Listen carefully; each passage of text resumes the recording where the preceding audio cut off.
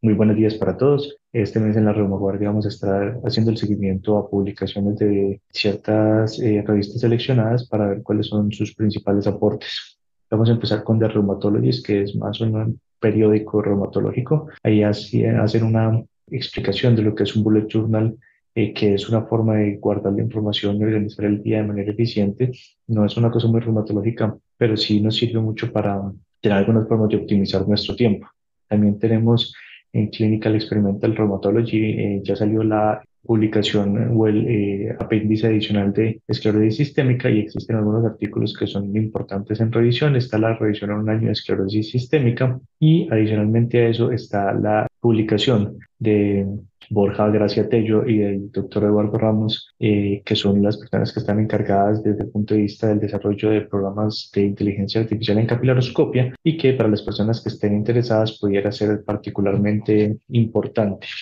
Continuando con las publicaciones que son importantes, tenemos una publicación que salió en Annals of Rheumatic Disease, que es el reporte de un paciente con esclerosis sistémica usada, que se trató usando células CD19 CAR T cells. Estas células son células que han tenido una modificación y tienen una adición del receptor con la implantación de un receptor activador que está destinado a activarse con una molécula específica o con un epítopo específico. Esto es, digamos, que reprogramaron la célula T para que cumpla una función distinta. Y este caso, si bien es solamente un caso, es de particular importancia porque es el inicio de una nueva línea terapéutica que ha generado una gran revolución en algunos tipos de cáncer para el manejo de pacientes con esclerosis sistémica y pudiera ser de una importancia similar a lo que fue en su momento el paciente Berlín en el manejo de la terapia antirretroviral. Es decir, pudiera ser un caso paradigmático que pudiera mostrar, digamos, que ciertos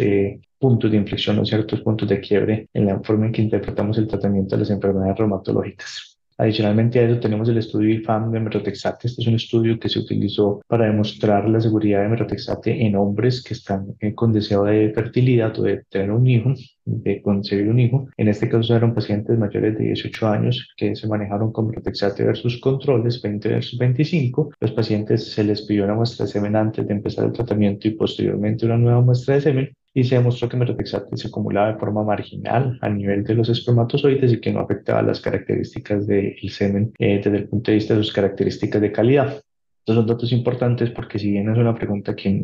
no se presenta tan frecuenmente, con alguna frecuencia nosotros recomendamos suspender, digamos que los deseos de fertilidad en pacientes que tienen, están tomando estos medicamentos, pero este estudio aporta datos de que no es necesario y que es muy seguro en estos pacientes. Adicionalmente a eso, continuamos con Annals of the Rheumatic Disease. Hay una revisión del riesgo de malignidad de los pacientes con Jakafinib. Recordemos que con tofacitinib se produjo una publicación de aumento de riesgo de cardiovascular y de riesgo de malignidad. En este caso, lo que encontramos es que se evaluaron 62 RCTs con 82.366 personas expuestas a Jakafinib, 2.924 a placebo y 7.000 a TNF con 1.074 methotrexate. Y lo que se encontró es que los Jakafinib no tenían un mayor riesgo de cáncer de piel no melanoma comparado con methotrexate o con placebo, pero sí con anti-TNF.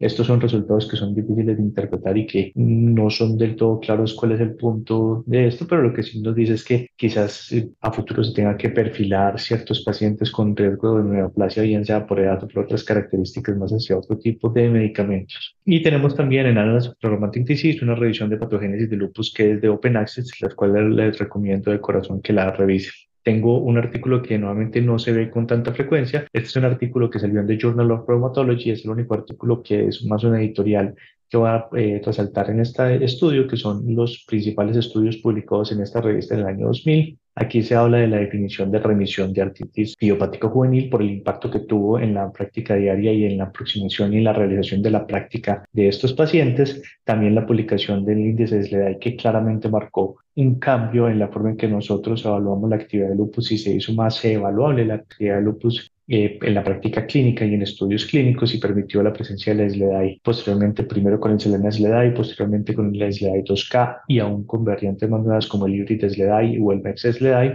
o incluso el Pregnant SLEDAI, donde se han hecho varias variaciones que terminan midiendo lo mismo y si bien el SLEDAI tiene sus limitaciones, ha sido fundamental para el índice de respuesta del lupus que el SRI 4 Index, que fue el estudio que permitió que por primera vez en 50 años Belimumab pudiera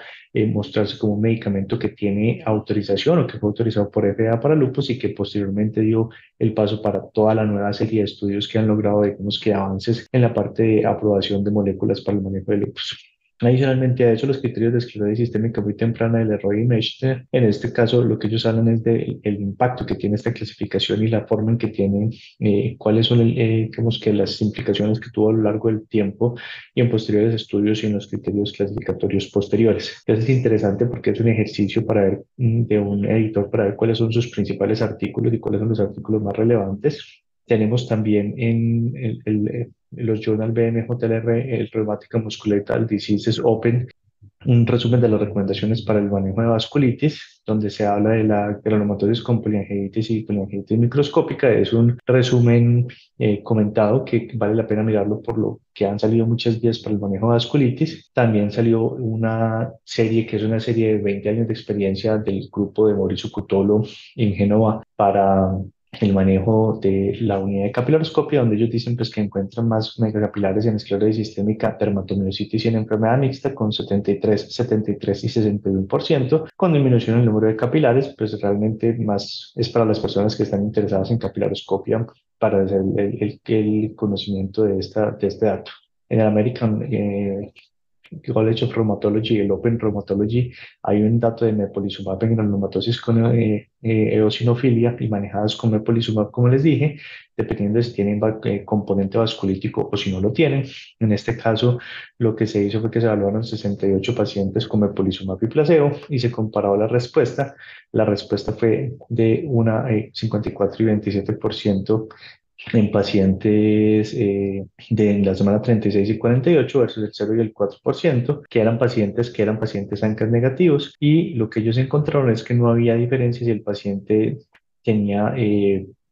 estigmas de vasculitis o no. Estos son estudios que tenemos que ir conociendo y en los que tenemos que empezar a hacer profundidad porque este medicamento ya está en las guías. Palnar tiene una recomendación distinta a las guías europeas y a las guías americanas, pero tarde o temprano es un medicamento que va a llegar hacia nosotros y que va a empezar a entrar con más fuerza, entonces tenemos que empezar a familiarizarnos con él. Y adicionalmente a eso tenemos un estudio de artritis reumatology que es la eficacia de secukinumab versus los inhibidores del factor de necrosis tumoral alfa en el tratamiento de la arteritis de Takayasu. En este grupo lo que encontramos es que los pacientes fueron comparados de 34 pacientes que habían tenido fracaso esteroides, nosotros dos inhibidores, unos manejados con anti-TNF y los otros manejados con secukinumab. TNF tuvo una respuesta de 58 y secukinumab de 31% a los 3 meses y de 64 y 52% a los 6 meses. Quizás un poco más lento en actuar, pero igualmente efectivo y una terapia que pudiera servir en casos refractarios y en este caso y más en nuestra población es un dato que cada vez cobra más relevancia. Y finalmente quisiera yo recomendarles un manejo de perspectiva. Hemos tenido una explosión de una playa de medicamentos para el manejo de la ortopatía psoriásica y aquí tenemos una revisión donde nos hacen pues como un análisis en perspectiva de cuál es el manejo de los pacientes con artritis psoriásica que fracasan a los anti-TNF. Me parece que es un artículo interesante que nos permite sintetizar una gran cantidad de información que está saliendo, que está explotando en esta área y así poder tener mejor claridad sobre qué medicamento, cómo, cuándo y dónde está indicado, ya que tenemos tanta disponibilidad de medicamentos en nuestro medio, no solamente de medicamentos, sino de biosimilares. Entonces, digamos que este es el resumen de los principales hallazgos de este mes y con este cuadro y con esta exposición final no me queda más que darles gracias totales y nos veremos en la próxima Reuma Guardia.